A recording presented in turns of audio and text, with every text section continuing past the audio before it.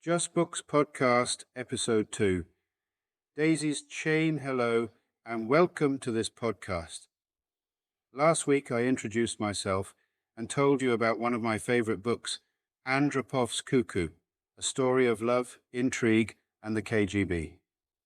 I actually had some role to play in that book as an actor. I was Yuriko's British boyfriend, and my classmate Tim was the other guy. A lot of that book is true, and I am thinking of creating a premium section where I can go into more detail about the background of my books, in more detail than I can in such a general podcast show as Just Books. I'll go into more detail about the premium feature soon.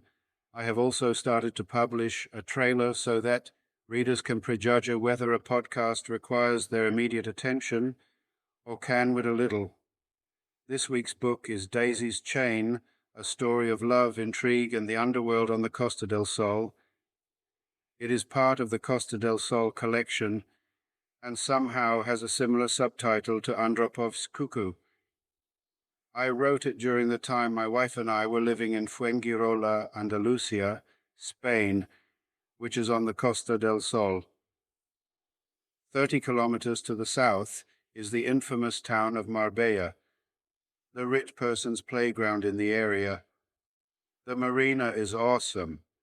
In the 60s, so many of London's gangland moved there that the press dubbed it the Costa del Crime.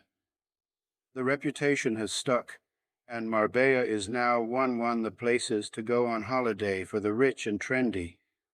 However, it is too expensive for most people.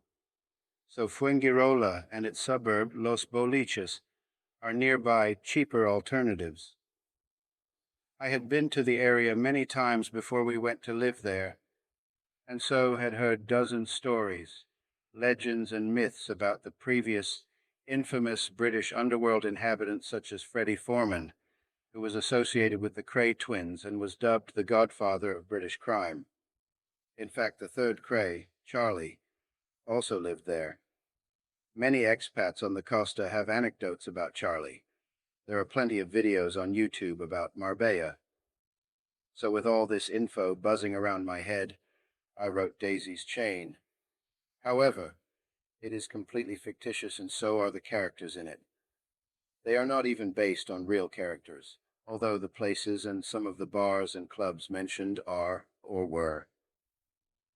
At the time of writing, Daisy's Chain exists in 10 languages.